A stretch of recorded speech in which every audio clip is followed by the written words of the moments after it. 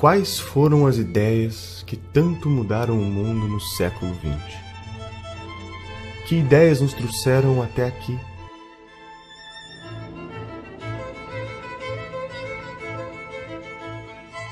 No século XVI, Newton, Copérnico e Galileu mudaram o rumo da humanidade. O homem descobre que a Terra não é o centro do universo.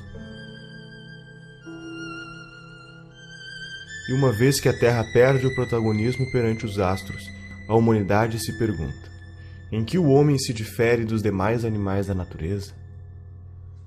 Neste cenário, o filósofo alemão Immanuel Kant quer descobrir o pensamento humano da mesma forma que a ciência tem descoberto o mundo nos últimos séculos. Ao escrever o livro Crítica da Razão Prática, Kant afirma que o mundo só é conhecível por meio da ação do homem e jamais do seu pensamento puro. Friedrich Hegel, influenciado pelo pensamento de Kant, propõe que além do homem só poder conhecer o mundo por meio de suas ações, quando cogita agir, cria um simulador dentro de si que testa o resultado das opções que pode tomar. Imagine que um homem está em uma ilha no meio do oceano. Ele não sabe qual é a temperatura da água. Intelectualmente, ele pode imaginar que a água está fria ou está quente, mas só saberá a realidade quando de fato entrar nela. Neste conflito mental de diferentes ideias sobre qual é a temperatura da água, o homem tira conclusões dos riscos e benefícios de entrar ou não no oceano, chegando a uma conclusão que lhe parece a ação ideal. Todo este pensamento dá a base para a teoria chamada dialética histórica, onde o ser humano cria uma tese e em seguida uma antítese, e como consequência deste conflito entre as duas, conclui uma síntese. Segundo Hegel, a história se moveria com esta linearidade da dialética histórica. Hegel teve um aluno chamado Ludwig Feuerbach, defensor da ideia de que neste processo de dialética histórica, o homem criou Deus como uma forma de se autoconhecer. Aqui, terminamos de completar toda a base que será utilizada para que um alemão chamado Karl Marx desenvolva o pensamento que mudará o mundo para sempre.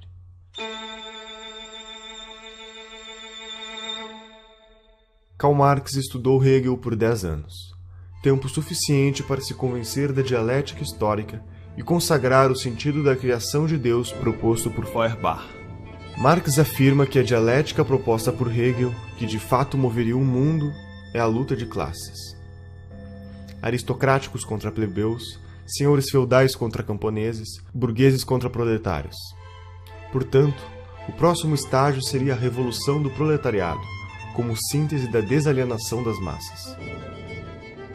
O trabalho de Karl Marx alcançou os ouvidos de um senhor chamado Moses Hess, que o apresentou para Friedrich Engels para que juntos publicassem um manifesto comunista, alertando os proletários de que eles deveriam se rebelar e protagonizar uma revolução que iria destruir o que Marx tinha dado o nome de capitalismo, com o objetivo de chegar na utopia do ápice da humanidade. Marx e Engels fundaram diversos movimentos comunistas nacionais e internacionais, que serviam para cooptar operários, formar sindicatos e organizar greves por meio da propagação da consciência revolucionária.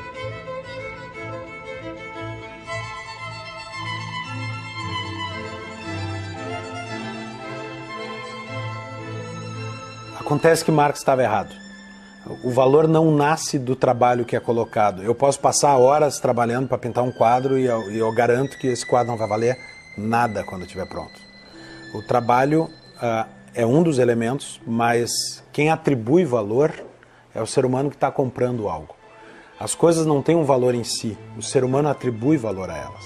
Um copo d'água tem um determinado valor em Porto Alegre ou em São Paulo e tem outro valor no deserto do Saara, porque nós atribuímos um valor diferente para as coisas. A teoria do valor trabalho está errada e ela foi desmentida pelos austríacos, começou na escola austríaca com Karl Menger, a demonstração de que essa ideia de valor trabalho é economicamente falsa. E sendo economicamente falsa, todo o resto do marxismo que está sustentado nessa ideia deveria ter caído por terra. E por que é que não caiu por terra?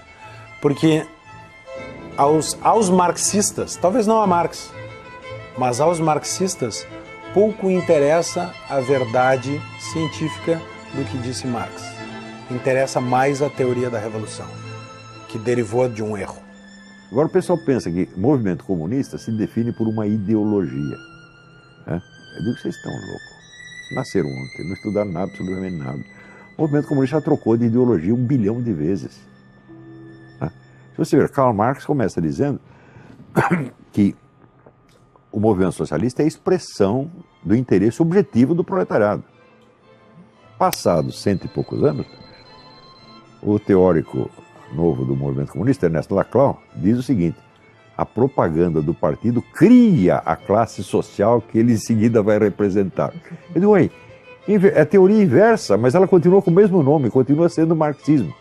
Isto é próprio do pensamento dialético, converter-se no seu contrário quantas vezes for necessário. O comunismo não é uma ideologia de maneira alguma, o comunismo é uma cultura.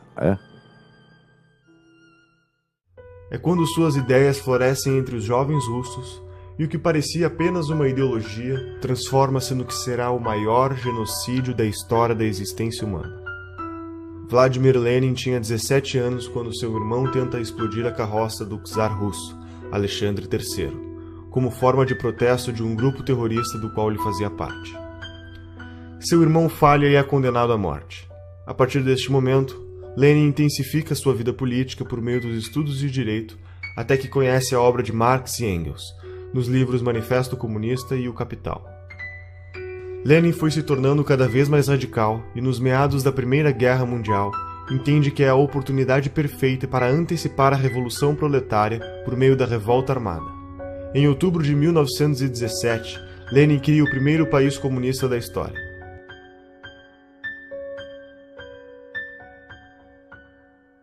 Cinco anos depois, Lenin morre, e aquele que era para ser seu sucessor natural, Leon Trotsky, por defender que o comunismo deveria ser aplicado no mundo inteiro, sofre um golpe de Joseph Stalin, o homem que via ganhando poder dentro do partido, com a ideia de focar seus esforços na Rússia.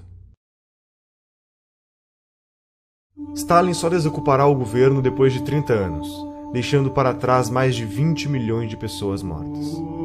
Essas consequências são fruto da mentalidade revolucionária, que vislumbra uma utopia teórica, e por se tratar de uma ideia sobre um futuro idealizado, não pode ser submetido a nenhum crivo de moralidade ou razão do presente e muito menos do passado.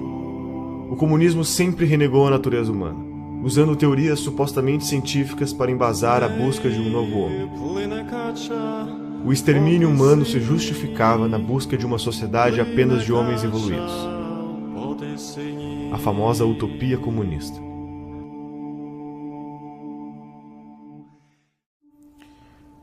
O nível de psicopatia de Stalin pode ser medido pelo que ele fez com a Ucrânia. Né? Entre 32 e 33, o país que fazia parte, então, da União Soviética foi cercado. A produção de soja, a produção agrícola do país foi exportada e ele simplesmente matou de fome 6 milhões de ucranianos num episódio conhecido na história como Holodomor, né, que foi negado por muito tempo, mas hoje é uma verdade inquestionável. Né? Imagine o grau de psicopatia para você matar 1/3 de um país de fome, né, só para manter o controle sobre esse país. Alguns marxistas, à parte da União Soviética, observaram os acontecimentos e acusaram Stalin de não estar realizando a ditadura do proletariado que fora prometida, mas apenas uma ditadura do Estado cruel e sanguinária. Em nenhum lugar do mundo aconteceu a revolta do proletariado. A revolta do proletariado é uma fantasia. A União Soviética não tinha proletariado quando se deu a Revolução de 17. A Revolução de 17 aconteceu por uma elite intelectualizada que era tudo menos classe trabalhadora. As informações que chegavam era de que, eles abriram mão da liberdade, mas eles têm acesso a tudo. E quando a União Soviética caiu de podre, não teve uma invasão, não teve tsunami, não teve terremoto, porque o socialismo, ele captura as consciências, e aquelas que ele não consegue capturar, ele esmaga, ele mata. E a grande massa, né, não tinha acesso a nada. O cara levava 10 anos juntando dinheiro. Se daqui a pouco um vizinho delatasse que você, porventura, estaria conspirando contra o regime, o sujeito sumia da noite para o dia e as crianças eram levadas para um orfanato. Ele é, na verdade, um sistema opressor. O socialismo, o comunismo é um sistema arcaico, violento, assassino, né?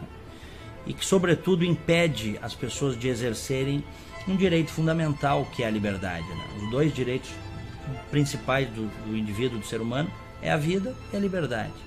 O socialismo, o comunismo suprime isso. Obviamente que a visão stalinista já tinha dado frutos.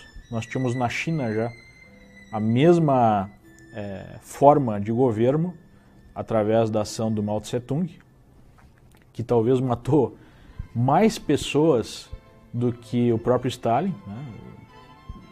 Dependendo aí da fonte histórica, a gente fala de 40 a 80 milhões de mortes só na China. Ou seja, o vírus stalinista já tinha se disseminado. As subdivisões do pensamento comunista começam a ganhar força. O grande erro de todos os sovietólogos americanos durante 60 anos foi acreditar que o movimento comunista era um braço da União Soviética, quando não é. A União Soviética é um órgão dentro do movimento comunista internacional. E a dissolução da União Soviética automaticamente cria, vamos dizer, uma decomposição que é absorvida pelo corpo do movimento comunista. Revigora o movimento comunista, né? É como você amputar um órgão doente e você fortalece o resto do corpo, né? O movimento comunista nunca dependeu da União Soviética. Ele se alimentou dela enquanto pode. Basicamente, a coisa é essa. A União Soviética foi um órgão do movimento comunista e não o movimento comunista. Por que os caras estudavam assim? É muito simples. Quem estudava isso? Os sovietólogos eram funcionários do governo americano. Eles não eram funcionários de um partido, né? De um movimento internacional, como os comunistas. Então, eles olhavam tudo do ponto de vista do conflito entre Estados. Não é isso? Então, tem o Morgenthau, na época, a teoria do Morgenthau é a seguinte: os agentes fundamentais da política internacional são Estados. Não são. O movimento comunista é muito maior do que um Estado. Enquanto na União Soviética, a Revolução Russa seguia o radicalismo da revolta armada bolchevique, outras correntes foram ganhando força ao reforçar que o comunismo poderia ser implementado gradativamente, por meios menos radicais. Foi o caso da Sociedade Fabiana, fundada por Hilbert Bland e George Bernard Shaw. Caracterizado pelo pragmatismo, eles acreditavam em um processo progressivo, que chamasse menos a atenção frente aos seus inimigos políticos, atuando por meio de medidas socialistas disfarçadas. O socialismo fabiano percebe imenso valor em realizar reformas sindicais que teriam o objetivo de acostumar os cidadãos a ver o Estado como uma ferramenta para curar todos os seus problemas. A igualdade idealizada se daria pelo governo, defendendo a saúde pública, o ensino gratuito e os princípios da justiça social, medidas que seriam pagas pela taxação progressiva do Estado sobre a sociedade.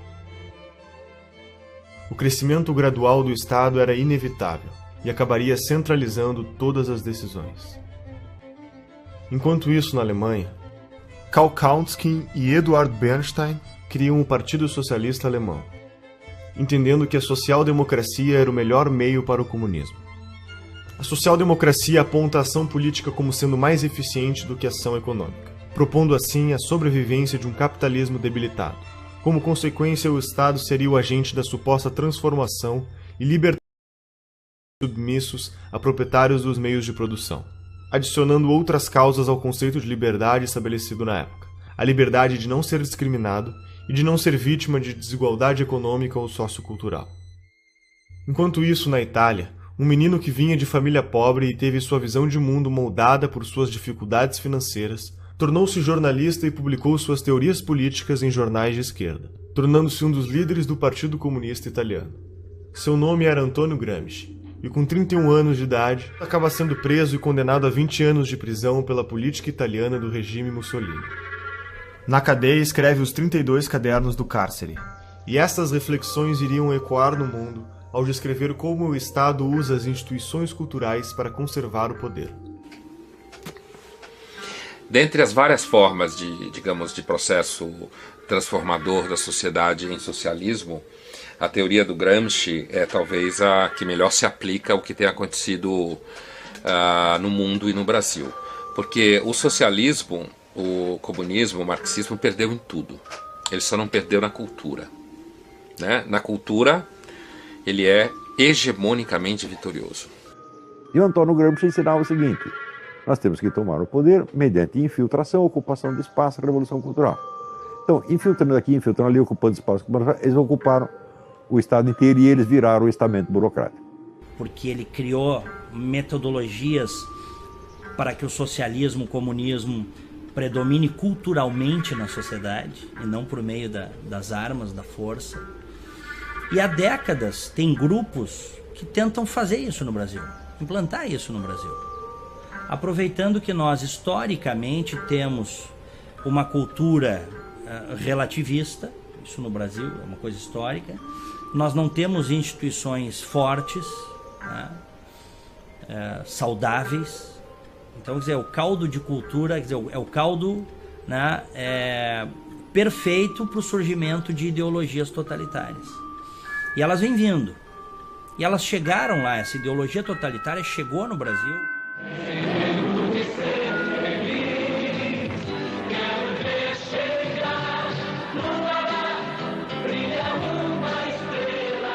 Para Gramsci, uma ditadura sem hegemonia cultural jamais resistiria por muito tempo, e este era o problema do regime stalinista, pois todos os aspectos culturais da sociedade, sua filosofia e sua literatura, formariam a superestrutura da sociedade que também devia ser derrubada. Gramsci propõe que, através do controle do sistema educacional, das instituições religiosas e dos meios de comunicação, seria possível reconstruir, criar e reproduzir uma hegemonia cultural comunista. Paulo Freire, o patrono da educação brasileira, foi um dos discípulos do pensamento gramsciano. Que existe uma tendência natural ao mundo acadêmico e produção de ideias a abraçar a causa socialista, né? Porque é um mundo em que você pode falar o que quiser. Estou falando principalmente no mundo das ciências humanas, que é onde está essa produção. Você pode falar o que quiser, porque não, um aluno de ciências humanas dificilmente vai quebrar uma empresa, porque ele não vai abrir uma empresa. Dificilmente ele vai derrubar um avião, porque ele não vai pilotar avião, certo? Portanto, você pode inventar como o mundo é, inventar como os seres humanos são, propor uma solução que você tem na cabeça, dizer como todo mundo devia agir, porque os alunos vão sair dali, vão beber, vão transar, e se eles forem trabalhar depois, eles vão arrumar emprego como professores, então eles vão poder repetir a mesma história, ou eles vão, na realidade, basicamente gerar gasto em algum órgão do governo. O Gramsci é o cara que vai desenvolver a ideia de que o partido é a única instituição dentro daquilo que a gente chama de democracia modernamente, muito erroneamente, por sinal, é a única instituição que ela consegue aumentar o próprio poder. O judiciário não consegue, sei lá, você sendo chefe do executivo geralmente você não consegue, você precisa fazer isso tudo de dentro de um partido, você não faz aquilo ali sozinho, você precisa da estrutura partidária para isso. Mesmo que você ganhe mais eleições, por exemplo, você tem aqui seus cupinchas dentro do legislativo, se cada um é de um partido, vocês podem se entender ali intelectualmente, mas vocês não conseguem aumentar o poder de vocês, a não ser no próprio partido. Então o Gramsci fala assim, eu não quero mais essa revolução, revolução tá brega, revolução não pega mais.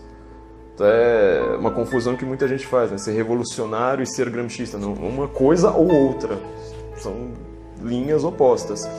O Gramsci vai lá e fala assim, olha, não tem mais revolução, isso aí não pega mais, vamos criar a revolução de dentro de um partido. Então você vai transformando tudo, Igreja Católica, mídia, sei lá mais o que, em órgãos do partido. Para isso funcionar, a primeira coisa que precisa ficar clara, isso é uma coisa que também confunde todo mundo, é que essas pessoas não têm que ser necessariamente filiadas a um partido. Então, por exemplo, para você ter uma mídia que funcione dentro do gramscismo, o cara não pode ser filiado, por exemplo, ao PT. Ele tem que ser um cara isento, tem que ser aquele cara assim que às vezes até faz uma crítica ao partido, mas no final das contas ele tem a narrativa que vai fazendo o partido crescer.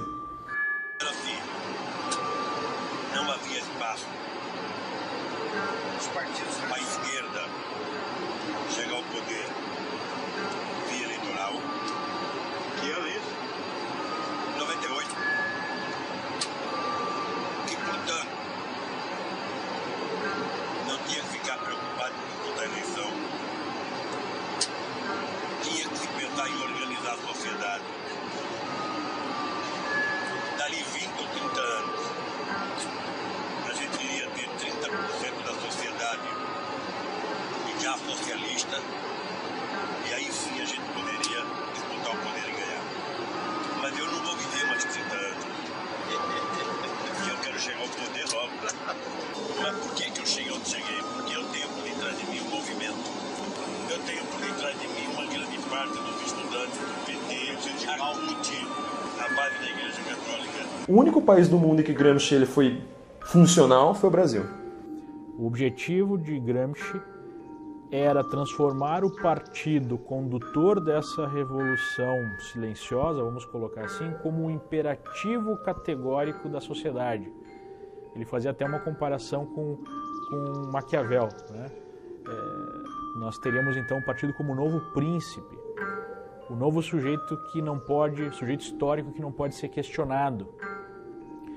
Do ponto de vista moral, para a moral gramsciana, qualquer coisa que é a favor do partido é algo correto. Qualquer coisa contra o partido é algo errado. E nós vemos isso lá no Brasil durante a defesa, né, dos sujeitos, dos petistas que saquearam o país. Não, eu não fiz isso para enriquecer pessoalmente. Mentira, muitos fizeram para enriquecer pessoalmente. Mas o ponto é, eu fiz isso para defender o partido, eu fiz isso para defender a revolução, então eu não posso ser questionado. Em paralelo, Felix Wiel, um alemão que também estava preocupado com os rumos da Revolução Russa, decide criar uma série de congressos, reunindo pensadores marxistas para acelerar o processo de revolução. Entre eles estava Karl Korsch, um teórico contemporâneo de Gramsci que apresenta a tese de que o Estado é sim estruturado pela economia, mas essa economia tem como base uma outra estrutura invisível, a cultura estabelecedora dos valores que são passados de geração em geração. Entusiasmado com as apresentações de Korsch, Felix fundou o Instituto de Pesquisas Sociológicas de Frankfurt, instituto que ao longo dos anos seria apelidado de Escola de Frankfurt. O sucessor de Felix na Escola de Frankfurt foi um sujeito chamado Max Horkheimer.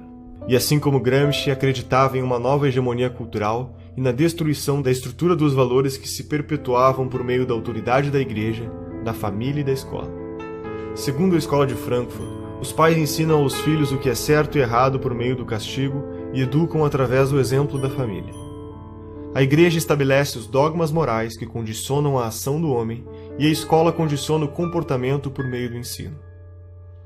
Para a Escola de Frankfurt, se tratava de um ciclo vicioso que deveria ser atacado e destruído. Uma vez que as instituições entrassem em crise, o Estado cada vez mais assumiria as responsabilidades do ensino dos valores para as novas gerações, tendo a oportunidade de estabelecer a hegemonia cultural comunista. Dando continuidade ao movimento, Horkheimer, Theodor Adorno e Jürgen Habermas, junto com outros pensadores, vão fundar a teoria crítica. A teoria crítica busca a síntese entre o pensamento de Marx e das ideias de Freud, o fundador da psicanálise. A ideia na prática era simples. Se criticarmos tudo o que existe, o processo de dialética histórica trazida por Hegel será acelerado, e, consequentemente, a utopia comunista irá chegar mais rápido. Passa a ser prática comum das instituições de produção teórica adotar a crítica sobre todos os aspectos da sociedade até a sua exaustão, para então derrubá-los. A Escola de Frankfurt cunhou o termo indústria cultural. Segundo eles, a indústria cultural nada mais é do que a cultura que serve aos interesses dos opressores, dos donos do capital, da burguesia em geral. E essa indústria cultural precisaria ser combatida através da teoria crítica. Então a cultura burguesa, ela teria como objetivo anestesiar, digamos assim, as classes proletárias. E a teoria crítica seria uma forma de questionar essa indústria cultural através da educação, através da arte, né? enfim, livros, filmes. E através dessa teoria crítica nós teríamos uma conscientização maior das classes oprimidas, segundo eles, para fazer a revolução. Isso vai servir como matéria-prima para que na França o filósofo Jacques Derrida crie o desconstrucionismo, que é um método de retirar o significado de um texto para colocar um novo significado pretendido. Este método é aplicado não só em textos, mas também na retórica política e ideológica em geral. Por exemplo, a análise desconstrucionista da Bíblia pode levar a entender que se trata de um livro dedicado à superioridade de uma raça e de um sexo sobre outro sexo, ou a análise desconstrucionista da obra de Shakespeare pode concluir que se tratam de obras misóginas que defendem a opressão da mulher. Para o marxista cultural, a análise histórica resume-se apenas à relação de poder entre os grupos sociais. O desconstrucionismo é a chave do que chamamos de politicamente correto, porque é através dele que surge o relativismo moral, que reinterpreta toda e qualquer relação social, valor ou tradição cultural de acordo com as necessidades das causas políticas do momento.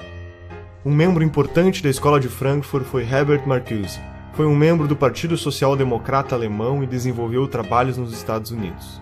Em seu livro O Homem Unidimensional, Marcuse afirma que a sociedade industrial chegou a um ponto onde o proletariado, classe responsável pelo movimento da história, deixa de ser agente transformador da sociedade, porque os avanços do capitalismo tornam a vida destes grupos tão confortáveis que suas vontades revolucionárias teriam acabado.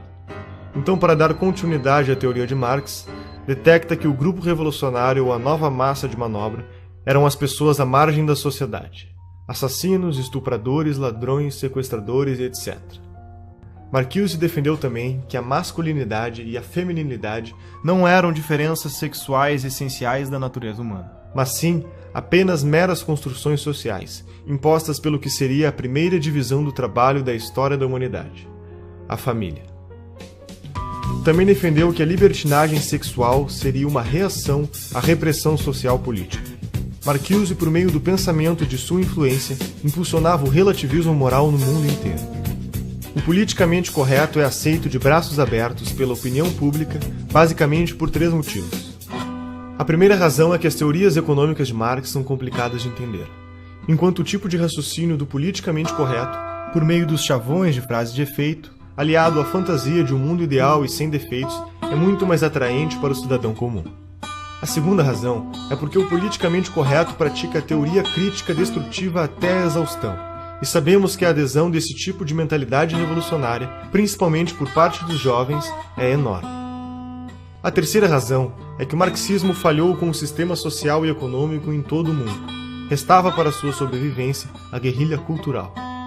Todo esse movimento ganhará mais força nos Estados Unidos quando David Horowitz, um adolescente de 17 anos, filho de pais comunistas, assiste em 1956 o sucessor de Stalin assumir o governo da União Soviética.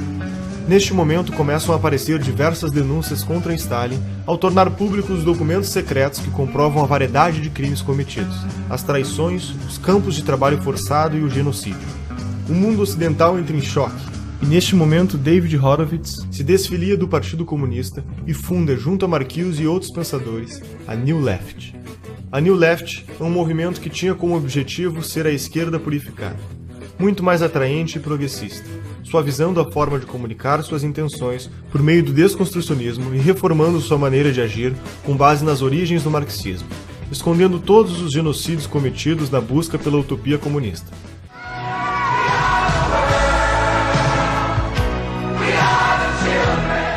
Começava um novo processo de reciclagem da comunicação comunista. Abraçando a contracultura dos anos 60, o movimento hippie, a libertação das drogas, a libertinagem sexual e o aborto, trabalhando com slogans simples e publicitários, como "Faça amor, não faça guerra". Em 1970, Horowitz é apresentado para o líder do movimento Panteras Negras, Huey Newton, quando começa a arrecadar recursos financeiros para este movimento. David pede para sua amiga Betty Van Pater para se juntar a ela e cuidar das contas bancárias destes fundos. O corpo de Betty é encontrado boiando na Baía de São Francisco. David investiga a morte de Betty e a polícia informalmente aponta o assassino como um dos Panteras Negras. Entretanto, a polícia não prendeu o suspeito. Seus amigos da New Left, que se manifestavam em defesa das mulheres, também o ignoraram. Desconcertado, Horowitz escreve um artigo para o jornal New York Times sobre o caso, e no dia da publicação recebe a notícia de que havia acontecido uma falha e seu artigo não foi impresso. Incapaz de explicar a morte de sua amiga, David entra em uma crise existencial perante a sua ideologia marxista. Horowitz foi afastado da New Left por seus companheiros, que consideraram traição o fato do mesmo sugerir que o assassinato havia sido realizado por um membro dos Panteras Negras. Uma década depois, após este fato, David volta a escrever e denuncia como funciona o sistema de guerra política em que participou e ajudou a criar, tornando-se um defensor declarado do conservadorismo. Ever since I came into the right and observed the political scene from a different vantage, it's always impressed me that whenever I see or usually see a conservative and a leftist or a progressive or a Democrat and a Republican squaring off, it's something like Godzilla versus Bambi. They call us racists, sexists, homophobes, imperialists, and we call them liberals. What are these people liberal about except war, drugs, and sex and spending other people's money?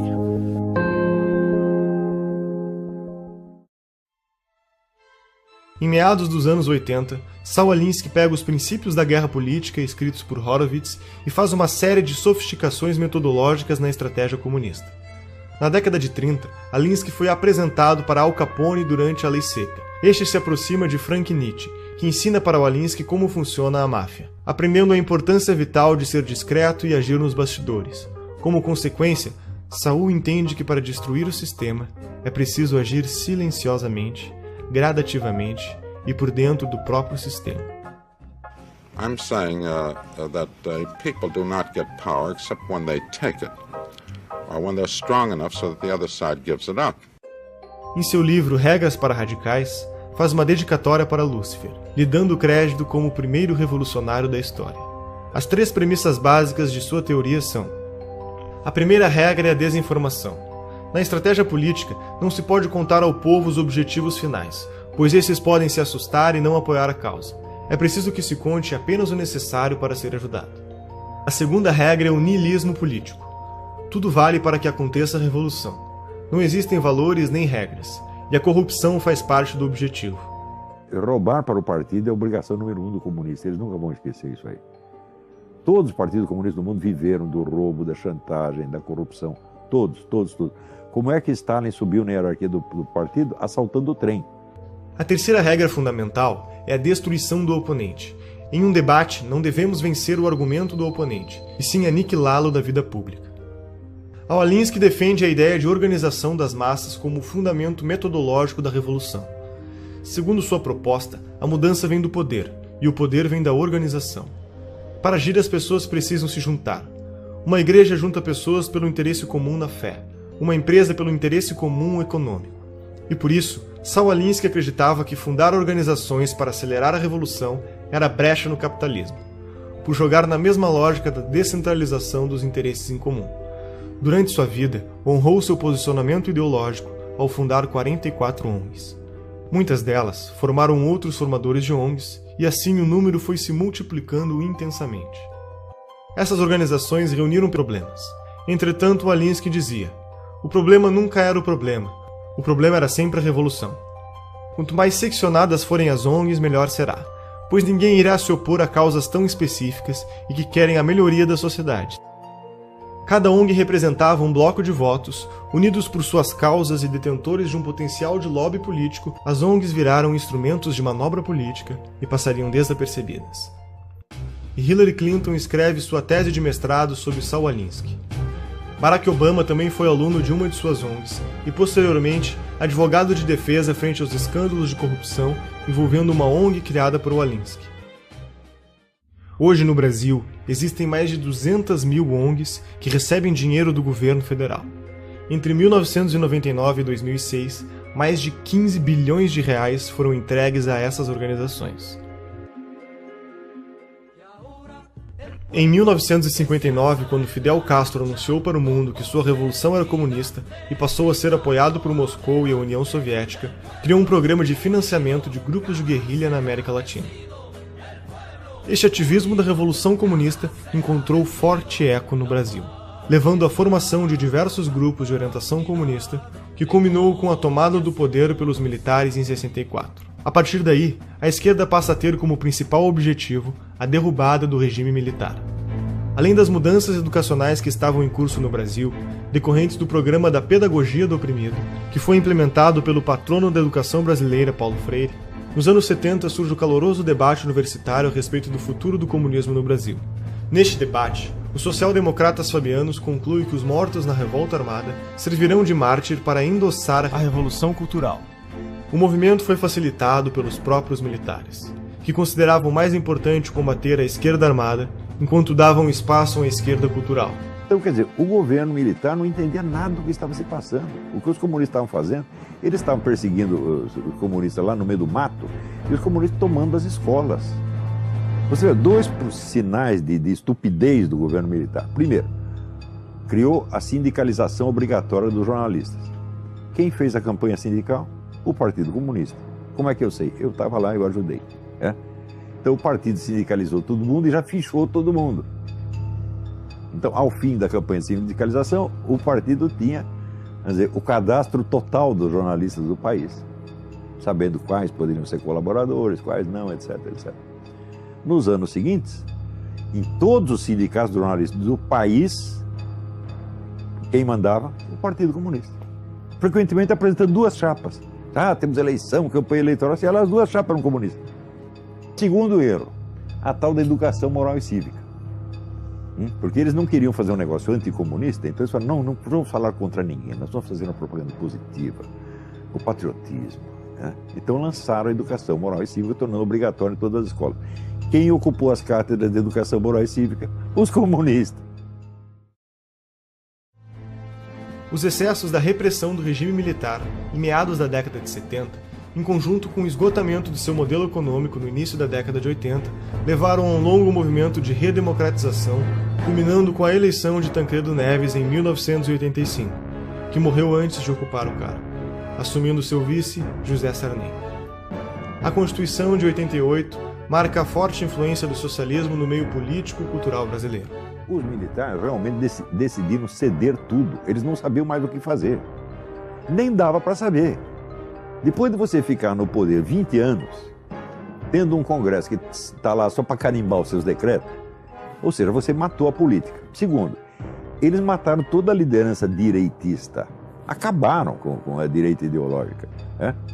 Por quê? Porque eles tinham uma mentalidade tecnocrática. Ainda a herança do positivismo. Você aqui, Augusto Comte era contra a política. Ele achava que as questões têm que ser resolvidas por técnicos e cientistas, sem, vamos dizer, o debate ideológico. E os milicos acreditavam nisso, porque eram positivistas desde o tempo do Império. Sobrou essa mentalidade positivista na cabeça de pessoas que nem sabem quem é Augusto Comte. Você pega todos esses generais, quantos leram Augusto Comte? Nenhum, mas sobrou isso. E com essa mentalidade tecnocrática positivista, eles achavam que tinha que reprimir toda a atividade política e transformaram os políticos em simples office boys. Ora, enquanto isso, a esquerda estava se organizando, se fortalecendo e entrando num autoexame muito profundo. Os debates que eles tiveram em 64, 65, a respeito dos seus próprios erros históricos, etc., foi uma coisa muito séria. Então, a esquerda estava se organizando e se fortalecendo ideologicamente, culturalmente, estrategicamente, enquanto o governo, os gênios, os golberis, desmantelavam ideologicamente a direita. Então, quando os milicos largaram a rapadura, quem pegou a rapadura? A única força política que existia, que era a esquerda. E veio já com duas caras, como é próprio. Por que você acha que marxista, comunista, estuda dialética? Dialética é a arte de você pensar duas coisas ao mesmo tempo, nunca uma só. Então, quando se cria, por exemplo, o PT e PSDB, já foi com essa ideia. O Lula sintetizou isto há muitos anos atrás, quando ele disse: eu e o José Serra inauguramos uma nova modalidade de política. Qual é a nova modalidade de política? Nós dividimos o território. Você governa um pouco, eu governo um pouco, mas é sempre nós. E isso está em vigor até hoje. Quem foi o grande vencedor das últimas eleições? O PT caiu, quem subiu? PSDB. Ou seja, ainda continuamos, a velha divisão do território continua em vigor. Em 1990, na América Latina, o petista e líder sindical Luiz Inácio Lula da Silva e o ditador Fidel Castro fundam o Foro de São Paulo, uma organização que reúne todos os governantes comunistas do continente da América Latina. Com mais de uma centena de partidos e várias organizações criminosas ligadas ao narcotráfico, como as Farc e o MIR chileno, no decorrer de suas reuniões feitas ao longo de 26 anos de existência, estratégias e planos de ação para expandir a revolução. O Foro de São Paulo é a organização que articula a estratégia internacional socialista.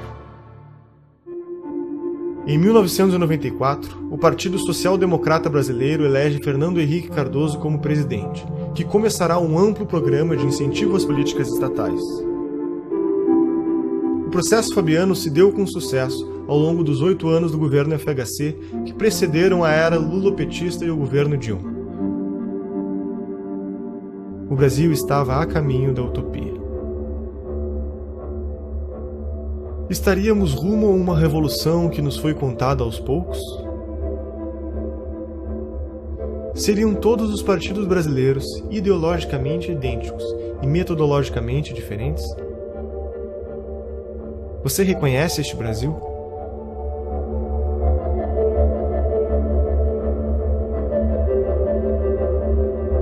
O sistema é o nome que damos a um conjunto de elementos que formam um todo organizado. Qual o sistema que vivemos no Brasil? Você já pensou em como se organiza esse sistema e quem está no comando?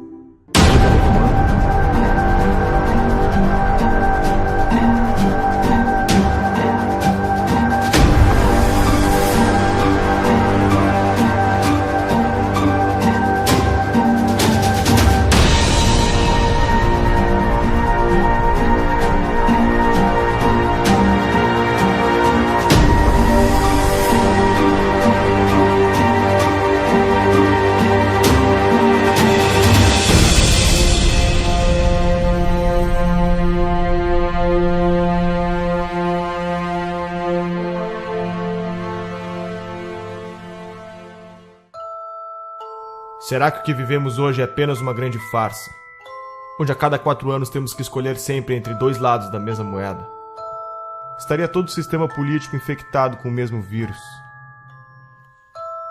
A história da nova democracia brasileira se confunde com o crescimento dessas ideologias de esquerda. Pois os mesmos protagonistas que pautavam por esses ideais foram os que fundaram a nossa Constituição de 88, e são hoje os que estão à frente dos grandes partidos políticos no Brasil. Poder é fazer com que você seja obedecido, exercer sua autoridade por meio da influência ou da força. Existem 3 formas de exercer o poder em uma sociedade: o poder político-militar, o poder econômico e o poder intelectual. O que Marx propunha? O que os marxistas? Qual é o sonho dourado do marxista? Não é que não haja dominação, é inverter a classe dominante e a classe dominada. E para isso é preciso tomar o Estado por dentro. Espero que não tenha passado do point of no return, do estado de coisas além do qual é impossível voltar. Quando mais de 50% da população depende, inclusive economicamente, do Estado, quem votará para reduzir o Estado? Quando o Estado alcança um determinado ponto de grandeza, de tamanho, de custo, começa a se tornar inviável trazê-lo de volta a um tamanho razoável. E é por isso a força também da esquerda por um Estado cada vez maior, ainda que isso seja sustentável. Após a morte de Stalin, principalmente nos partidos comunistas em países democráticos, apostaram que a revolução se daria pela tomada dos espaços nos meios de propagação da mensagem, ou seja, pela conquista do poder intelectual. Conforme Gramsci, todos devem ser socialistas sem que se deem conta. Para se conquistar o poder, deve-se primeiramente conquistar as mentes e os corações das pessoas.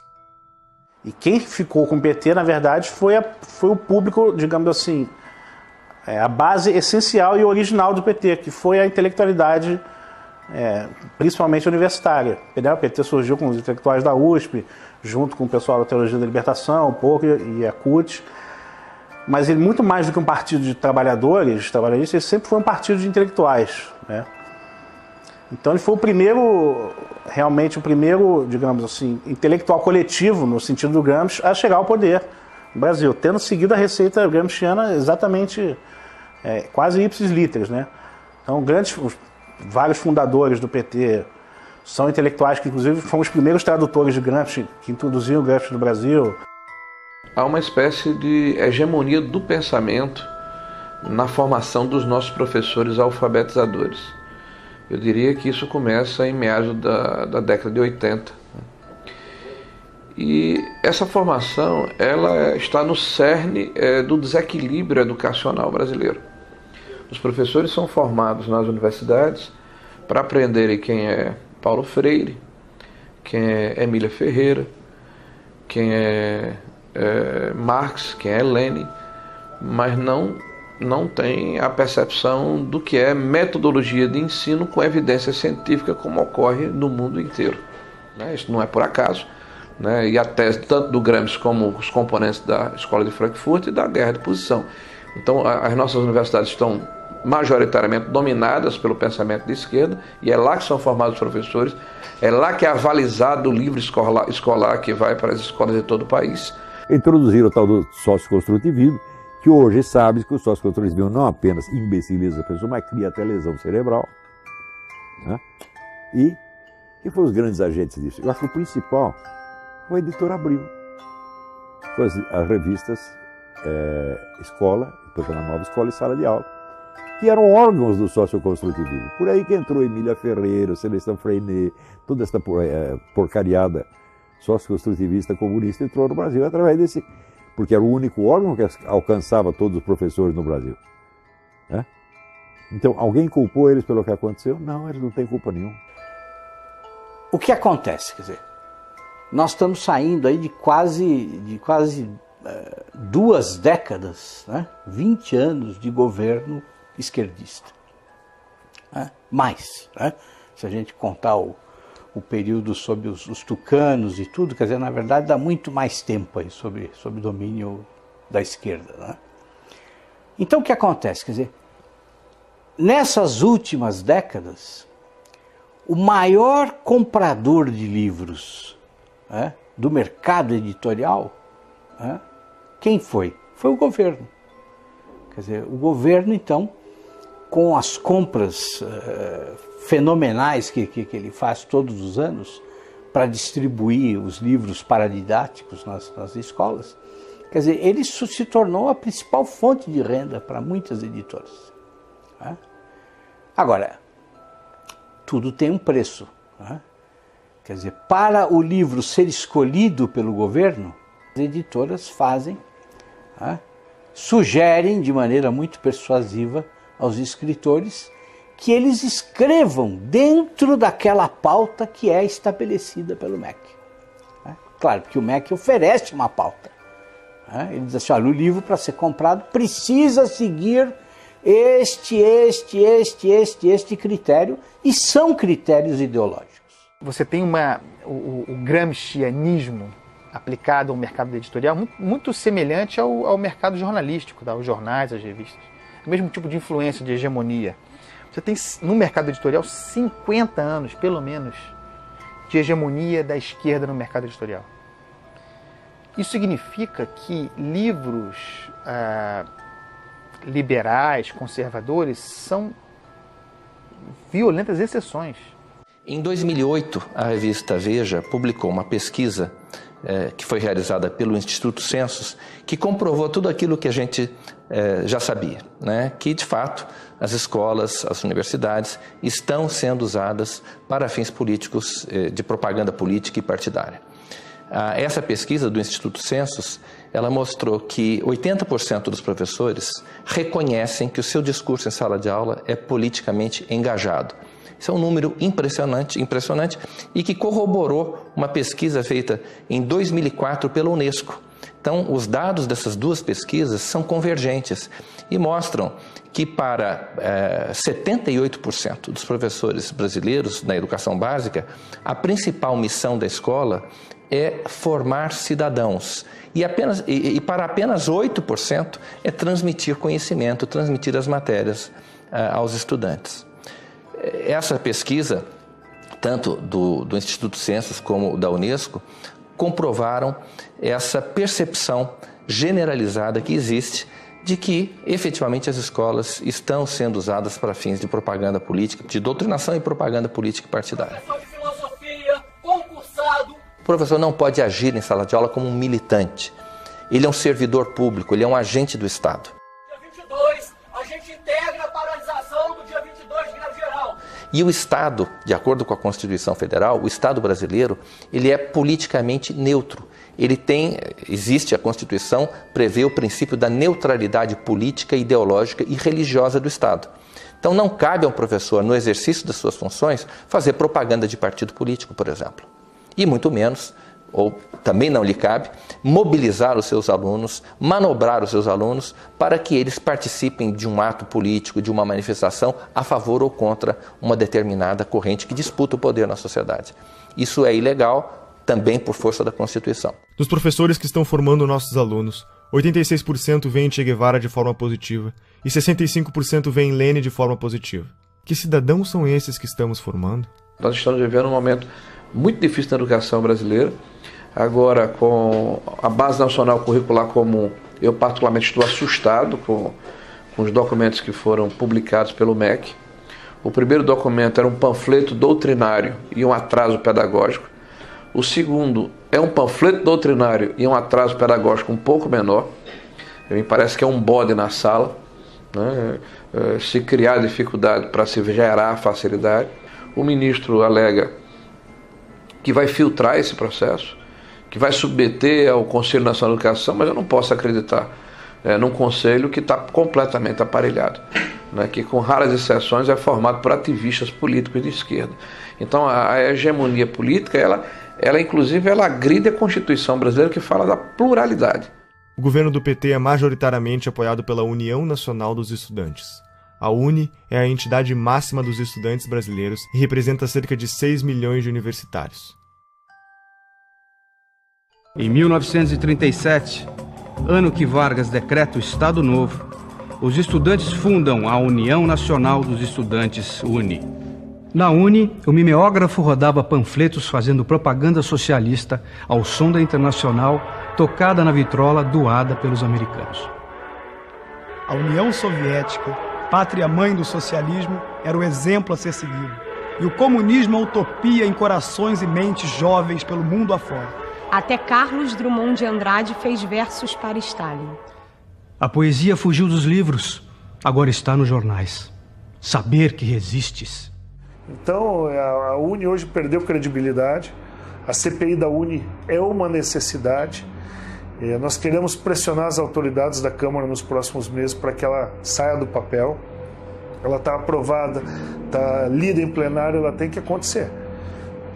A investigação principal é saber aonde foi, onde está sendo usado o dinheiro das carteiras estudantis arrecadados no Brasil inteiro. Teve uma indenização, que nós queremos saber onde aplicar esse dinheiro. Indenização pelos mortos na época da ditadura militar que tinham vínculo com a UNE. O que é isso? Foram milhões de reais via governo federal do PT, pagos por uma entidade como a UNE. E as famílias não participam disso, existiram esses casos, não existiram, tem comprovação, não, fizeram uma indenização milionária. Nós queremos na CPI da UNE saber se esse dinheiro foi usado só para pagar ônibus, manifestantes que vinham aqui fazer protesto, ou seja, o governo aparelhou a UNE, a CUT, o MST com o dinheiro do governo para simular que eles tinham apoio popular para impedir o impeachment, aparelharam esses órgãos para virem aqui para contestar projetos de lei que poderiam investigar ou a criação de CPIs. E pode ter certeza, meu feeling é que uma CPI da UNE põe mais gente na cadeia. O movimento estudantil ele é um movimento autoritário, totalitário, truculento, violento, e ele não eu cheguei a escrever isso outro dia numa coluna na Folha, você encontra mais debate em igreja evangélica do que na universidade. A universidade não tem nenhuma liberdade de debate, não há nenhuma possibilidade de você levantar qualquer posição contrária ao conjunto de professores que administram aquele espaço, certo? E, assim, há uma piora no sentido de que há mais jovens que chegam com um discurso fechado, identificado com a esquerda, já na universidade. E quando eles chegam na universidade, então, se você estiver falando assim de um curso de humanas, onde tem várias disciplinas de humanas, eu diria que 80% ou 90% do conteúdo dado em sala de aula será de esquerda.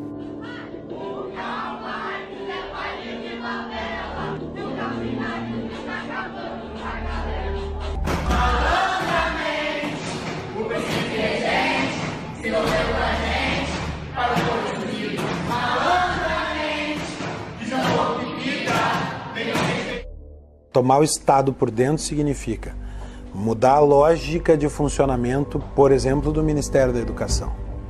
O Ministério da Educação agora deixa de ter a função de servir para Marx a burguesia e passa a ter a função de ser um elemento de revolução, de contribuir para a quebra da dominação da burguesia, da formação do proletário cidadão. Fecha muito com as teorias de educação que são aplicadas no Brasil.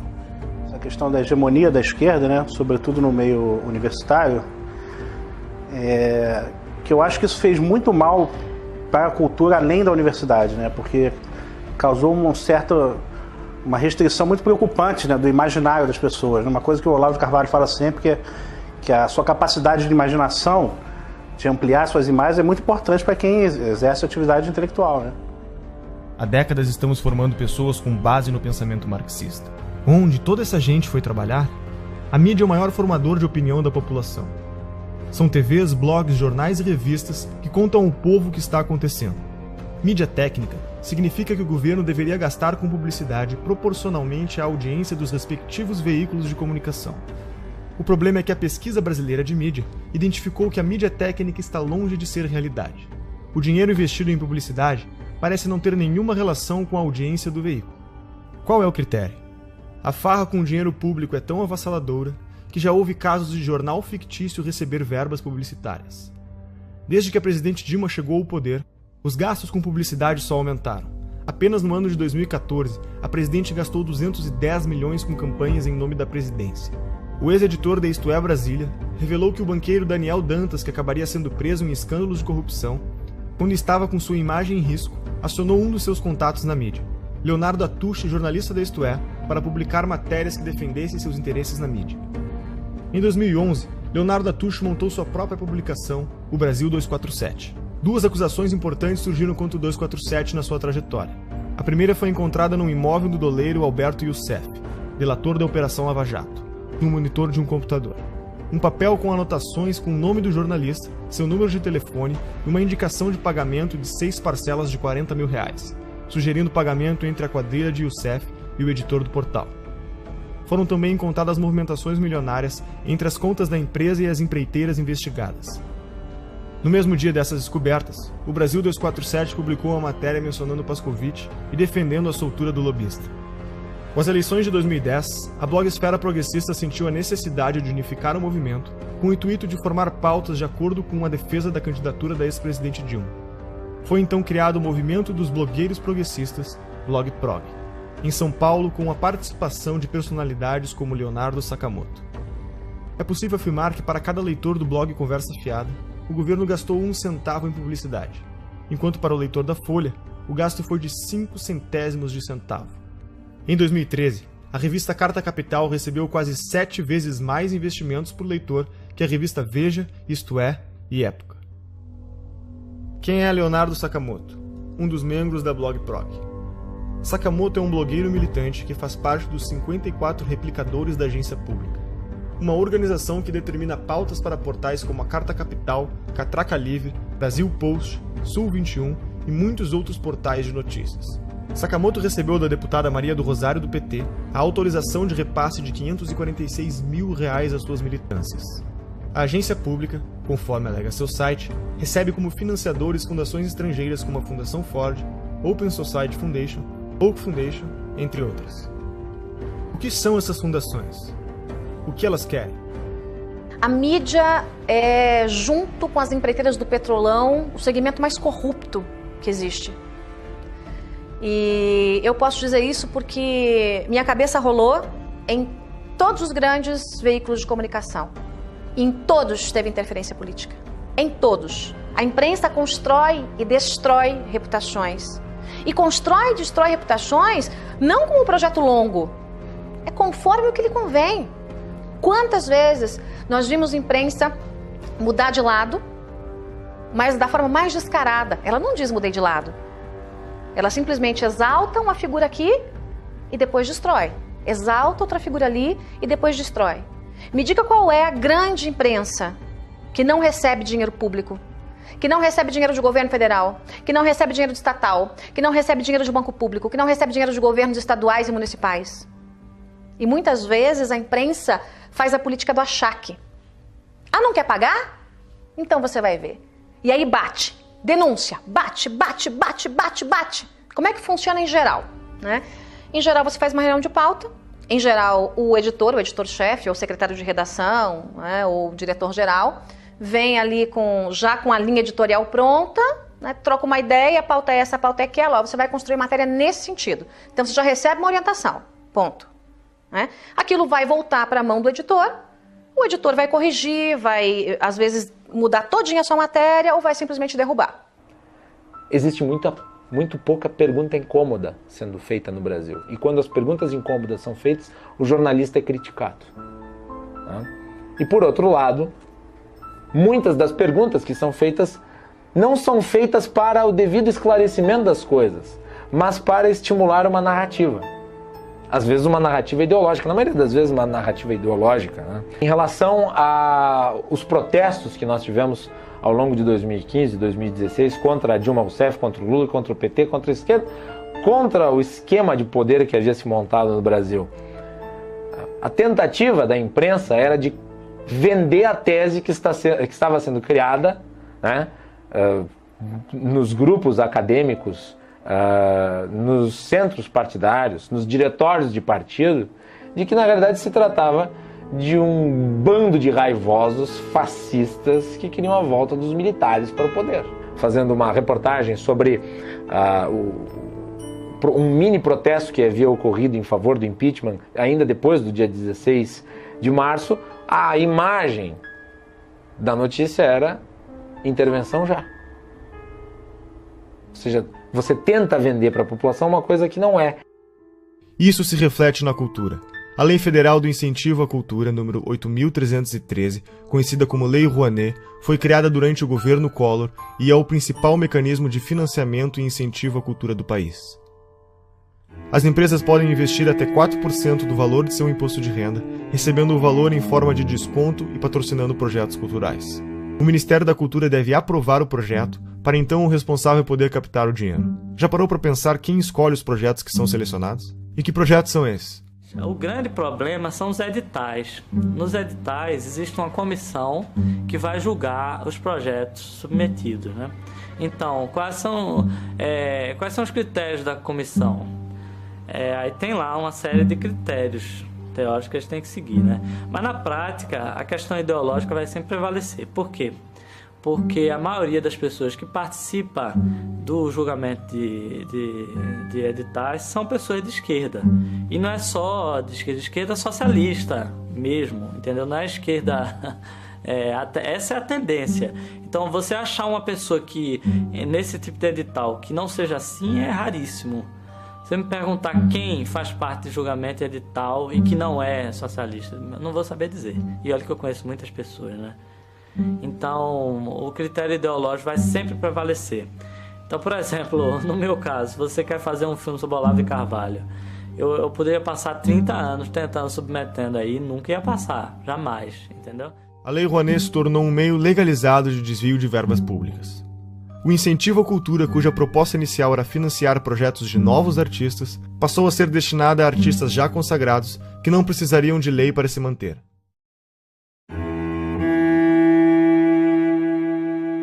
Foi justamente na gestão do Gil que começou essa deformidade da Lei Rouanet. A Lei Rouanet já existia, mas essa coisa de beneficiar artista consagrado, artista tipo Ivete Sangalo, pessoas já com nome, já com anos de carreira, isso foi na gestão do Gil.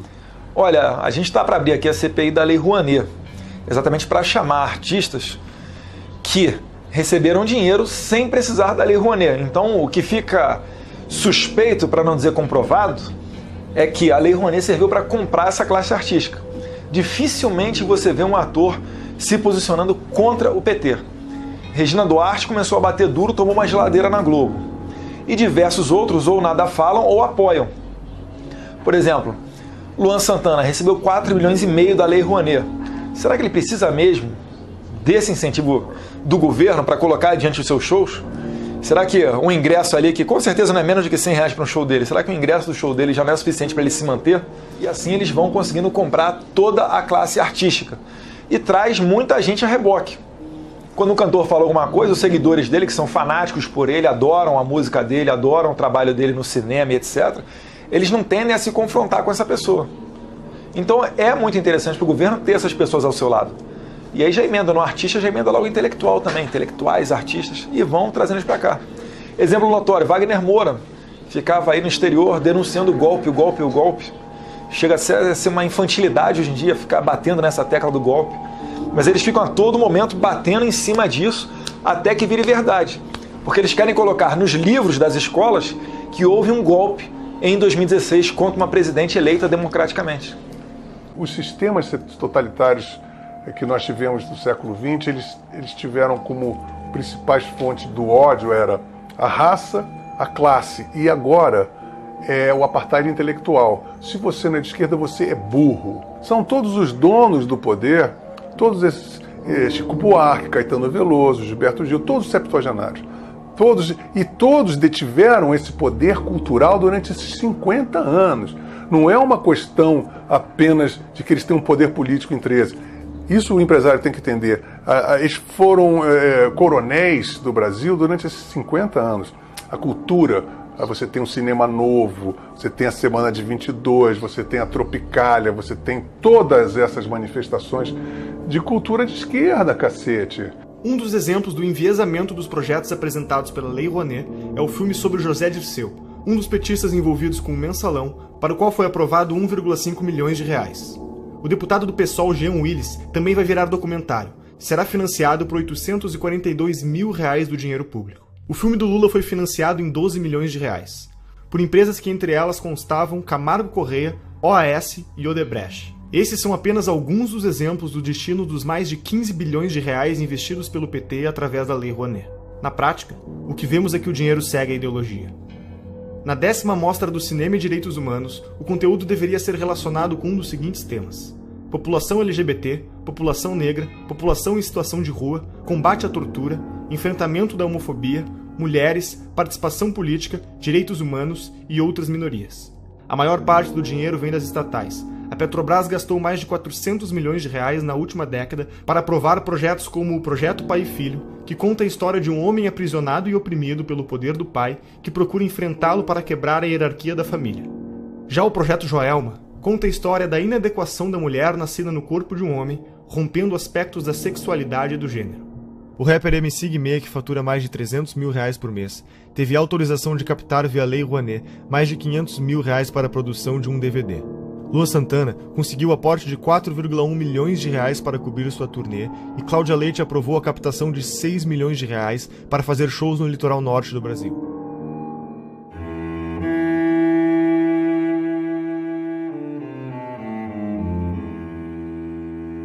No referendo do dia 23, você vai decidir se é contra ou a favor da proibição do comércio de armas. Reagir com uma arma, muitas vezes, pode transformar a situação numa coisa muito pior. Existe hoje no país mais de 15 milhões de armas na mão de civis. Se bala resolvesse o problema, o Brasil seria um paraíso de segurança, né? Olha, tinha artista que pedia o desarmamento, mas andava de carro blindado e seguranças armados até os dentes. Aí é muito cômodo, né? E eu consegui, através das minhas entrevistas, desmascarar esse povo todo.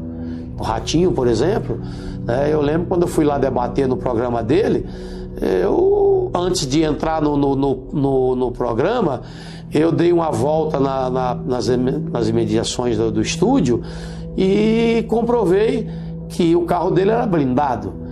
Comprovei que ele tinha 3 seguranças armados. Ele não tinha o direito de defender o desarmamento do povo quando ele não precisava disso, né? Outra, a Angélica, para você chegar no condomínio dela, a 300 metros você não conseguia chegar. Segurança totalmente armada. Se você acredita que vestir uma camisa branca com a pombinha da paz vai salvar a sua vida, use. Mas se você acha que uma arma dentro da sua casa, se você conseguir se antecipar à ação do marginal, vai salvar a sua vida, ninguém pode te negar esse direito. E é isso que nós defendemos. O seu direito de escolha. Se você quer, cumprindo os requisitos, você tem direito garantido. Coisa que, infelizmente, o governo do PT retirou isso do povo brasileiro. A violência pode ser usada para o bem ou para o mal. É que nem arma. A esquerda adora falar que a arma mata. A gente está num país que a gente sabe que tem mais arma que habitantes e que a segunda emenda, que é o direito de legítima defesa, é sagrado.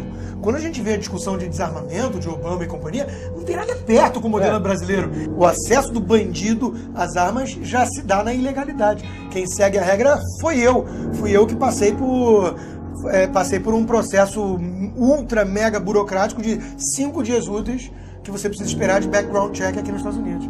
5 dias úteis. Você vai lá, compra a tua arma, que aliás custa mais ou menos 1/4 do que custa no Brasil, 1/5. A arma no Brasil custa 4, 5 vezes mais caro. Você compra a arma, espera 5 diazinhos e vai lá buscar.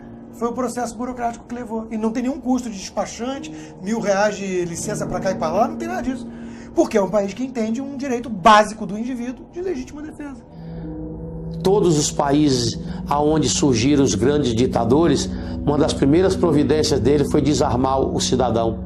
Hitler, Mussolini, esse cretino da Venezuela. São medidas adotadas para que eles não tenham resistência da sociedade. Só eles podem ter arma. Os países socialistas tendem a essa centralização, ao domínio com mão de ferro de todos os recursos do país.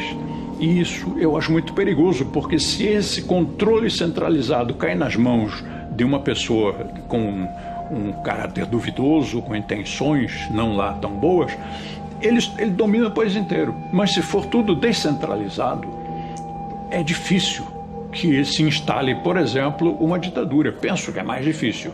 Inclusive, se a população estiver armada, é mais difícil que um governo imponha uma vontade que não corresponda à vontade do povo, se esse povo tiver condições de reagir. Agora, qual é a primeira coisa que se faz quando se quer dominar um povo? Desarma esse povo. O Instituto Sou da Paz, que trabalha pela redução da violência, acha que menos armas resultam em menos mortes. O que a gente precisa fazer é reduzir essa quantidade imensa que tem de armas circulando nas nossas estações.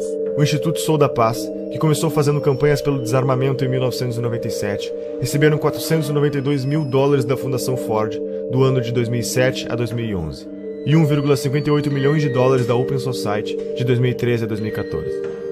Que ONGs são essas? O que elas defendem? Lembra de Saul Alinsky? Segundo a CPI das ONGs realizada em 2007, foram apresentadas mais de 13 bilhões de gastos de diferentes esferas do governo. Para sindicatos foram repassados R$495.698.000. Segundo a CPI, 81 milhões foram encontrados sem justificativas de gasto. São centenas de milhões de reais todos os anos despejados nos cofres desses sindicatos que não prestam contas ao Tribunal de Contas, não prestam contas à Assembleia, prestam conta a eles mesmos. E tem mais, presidentes que passam 15, 20, 30 anos na presidência de um sindicato desse. É o estilo de Fidel Castro. Né? Eles cobram liberdade, democracia, alternância do poder, mas não praticam, porque eles são cretinos, porque eles são basofiadores, eles são pessoas que dizem, faça o que eu digo, não faça o que eu faço. Nilceia Freire foi a responsável por coordenar as operações da Ford Foundation no Brasil. Foi convidada por Lula para ser ministra da Secretaria de Políticas das Mulheres e também foi reitora da Universidade Estadual do Rio de Janeiro. foram mais de 2 bilhões de reais investidos em ONGs com posicionamentos de esquerda. O coletivo Leila Diniz tem como definição realizar uma luta antissistêmica contra o capitalismo, o racismo e o patriarcado. Receberam $120 mil da Fundação Ford. Por exemplo, a doutrina de gênero, né, que é uma tese esdrúxula aí, que vem desde a escola de Frankfurt, de uma maneira muito forte, com o movimento feminista, né, de destruição da sociedade atual. Né, isso é uma tese muito bonita quando eles colocam assim, para dourar a pílula, mas o que está por trás disso é um ovo de serpente, é um cavalo de Troia. Né? Eles querem destruir a família como um processo de transformação da sociedade. E para criar não sei que mostrengo lá na frente, né? Eu continuei tendo muitos seguidores nas minhas redes e um dos meus contratantes, inclusive, sempre se metia nos meus posts. Tudo que eu queria postar, ele queria que eu postasse coisas que defendessem os gays, ele queria que eu postasse calendários de eventos GLS do Rio de Janeiro, conquistas de movimentos gays que eu tinha que postar, tinha que falar com não sei o quê. Então, assim, eu via que que os GLS não queriam apenas que eu trabalhasse e oferecesse o meu trabalho como eu fazia normalmente. Eles queriam que eu abraçasse uma causa, uma agenda GLS. Uma agenda da qual eu nunca compactuei. A Universidade Livre Feminista, que tem como definição ser um projeto feminista construído de forma coletiva e colaborativa, receberam pelo menos $900 mil da Fundação Ford. A organização Afrografiteiras é um curso de formação em artes urbanas voltado para o protagonismo da mulher afro-brasileira. Receberam pelo menos $100 mil da Fundação Ford. E o Encontro Paranaense de Direitos Humanos é vinculado à Organização Terra dos Direitos vinculados ao MST. Receberam mais de $2.500.000 da Fundação Ford. E para onde mais o nosso dinheiro vai? O imposto sindical obrigatório é uma exclusividade brasileira. Não existe em nenhum outro país do mundo. Se você trabalha com a carteira assinada, sustenta a CUT. Além disso, as contas da CUT e de outras centrais sindicais são sigilosas. Não existe nenhuma obrigação dos sindicatos darem satisfação sobre como empregam o dinheiro que recebem do imposto sindical. O que essas fundações querem com esse investimento? Quem está por trás desse dinheiro? Um dos principais financiadores é um dos homens mais ricos do mundo, George Soros, formado na London School of Economics, universidade fundada pela Sociedade Fabiana. Soros é conhecido como o homem que quebrou a Inglaterra ao lucrar $1 bilhão em apenas um dia apostando contra a moeda britânica. Já foi presidente do CFR, o mais poderoso think tank americano considerado uma antessala da Casa Branca. Atua em organismos internacionais, foi um dos maiores doadores da campanha de Barack Obama, luta pela libertação das drogas e dá dinheiro para revoltas e revoluções nos 4 cantos do mundo, mudando toda a mentalidade dos jornalistas e estudantes para o politicamente correto. Quais são os objetivos de George Soros? Capitalista não necessariamente seja alguém que defende o capitalismo. O cara só vive no capitalismo.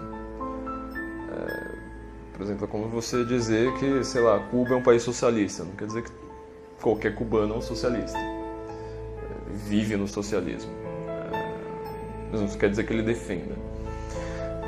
Grandes movimentos, como Occupy Wall Street, são financiados por gente como, por exemplo, a Fundação Bilderberg, Fundação Ford, George Soros, que eu comentei num podcast recente no meu site.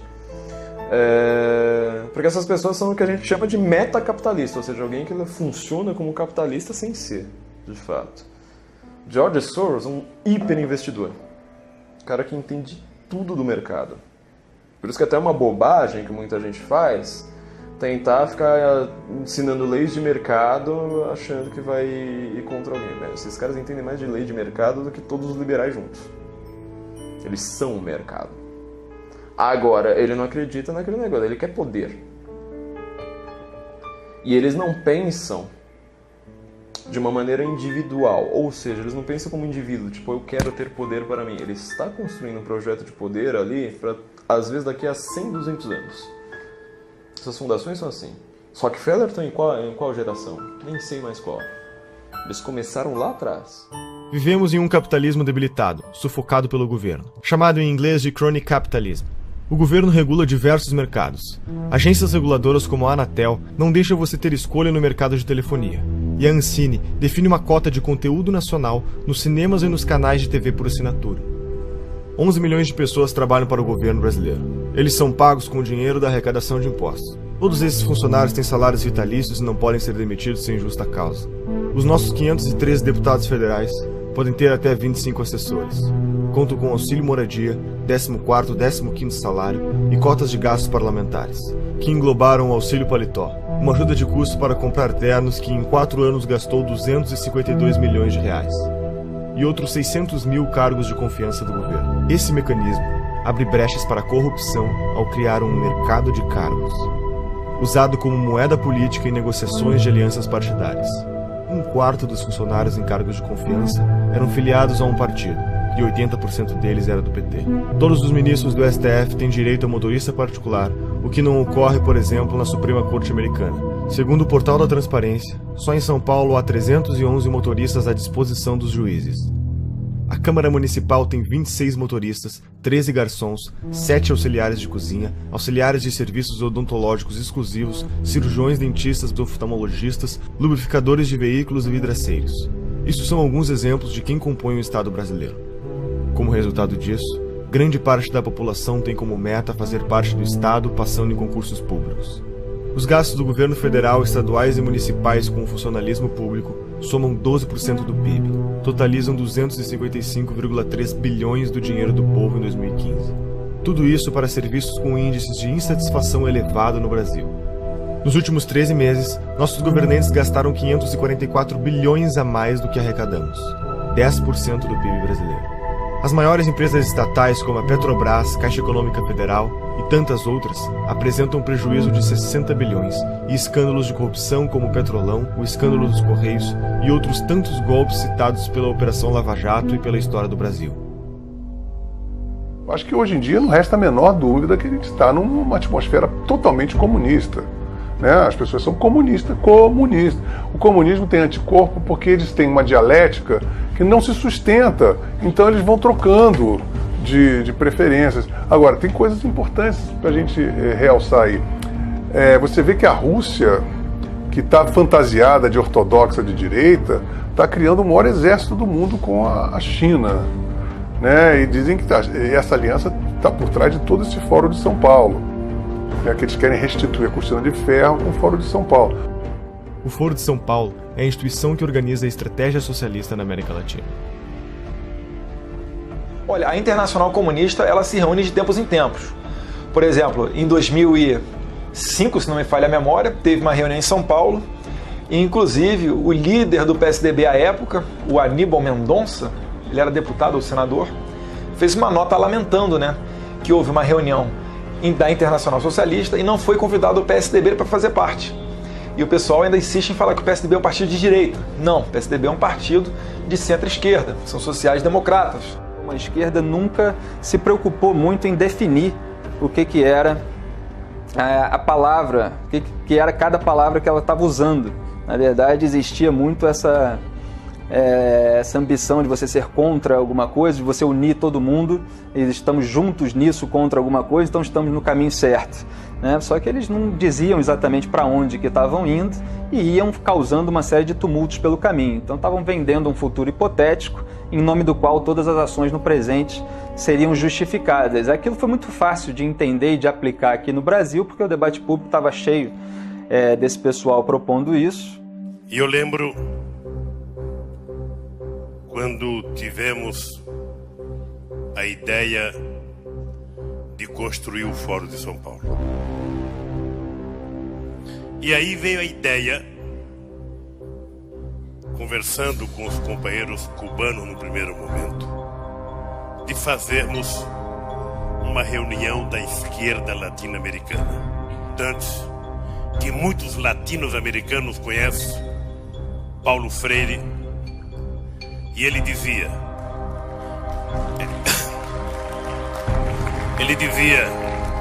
juntar os diferentes para derrotar os antagônicos. E nós, que uma das forças políticas que mais contribuiu para que nós chegássemos a construir o que nós construímos, foram os companheiros do Partido Comunista Cubano, que sempre tiveram paciência e experiência de nos ajudar.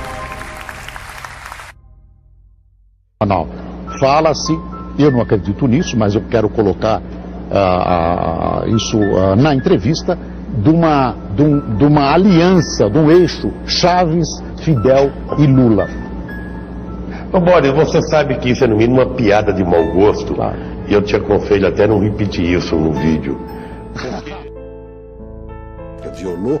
10 anos atrás, você podia prever, por exemplo, uma América Latina assim: Fidel, Chávez, Morales, Bachelet, Correa, quem mais? Todos de esquerda na América do Sul. Você podia prever que isso ia acontecer? Prever não, mas nós já lutávamos por isso e já trabalhávamos por isso, inclusive porque nós criamos o Fórum de São Paulo, que lutava para isso. Depois criamos ainda o Grupo de Marbella, que é o nome da cidade, do hotel onde nós fomos no Chile, que se reuniu. Todos depois foram eleitos presidente da República. Todos foram.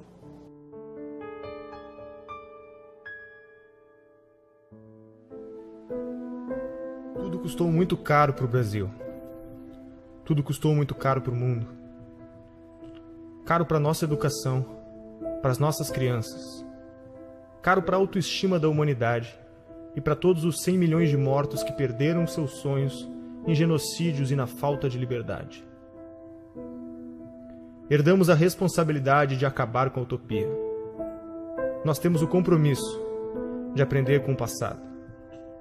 Não podemos deixar esse episódio da história desconhecido. É nosso dever documentar tudo para que nas próximas gerações os jovens saibam que está na mão deles preservar a trajetória da humanidade. O mundo anseia pela verdade para se libertar e continuar crescendo. Não é só economia nem só política. É a manifestação dos valores da nossa sociedade, das nossas famílias, dos nossos antepassados e de todos os nossos filhos. Despertamos intelectualmente. Não há mais espaço para ditadores monopolizarem nas nossas vidas. Agora precisamos quebrar a dominação cultural que nos foi imposta. Durante 16 anos, os jornais, canais de TV e estações de rádio do Brasil se recusaram a noticiar a existência e as atividades do Foro de São Paulo. O Brasil parecia estar preso entre as malhas de uma articulação criminosa, que envolvia ao mesmo tempo a totalidade dos partidos de esquerda latino-americanos, a classe jornalística nacional, o sistema de ensino, as principais gangues de narcotraficantes do continente e uma parcela nada desprezível da elite política e financeira internacional. A gravidade desses fatos media-se pela amplitude e persistência da sua ocultação. Crescendo em segredo, o Foro de São Paulo tornou-se o motor principal das transformações históricas no continente, enquanto a ignorância geral fazia com que os debates públicos e a vida cultural se afastassem da realidade, se transformando em uma engenharia de alienação, fortalecendo ainda mais o crescimento de um esquema de poder que se alimentava da sua própria invisibilidade. A queda vertiginosa do nível de consciência pública nessas condições era inevitável. Um dos aspectos mais perigosos da situação é a facilidade com que os culpados se desvencilham de qualquer tentativa de denúncia, qualificando-a de teoria da conspiração. Mas quem falou em conspiração? O que vemos é uma gigantesca movimentação de recursos, de poderes, de organizações, de correntes históricas, tudo documentado. É o inimigo onipresente e invisível, sonhado por Antônio Gramsci.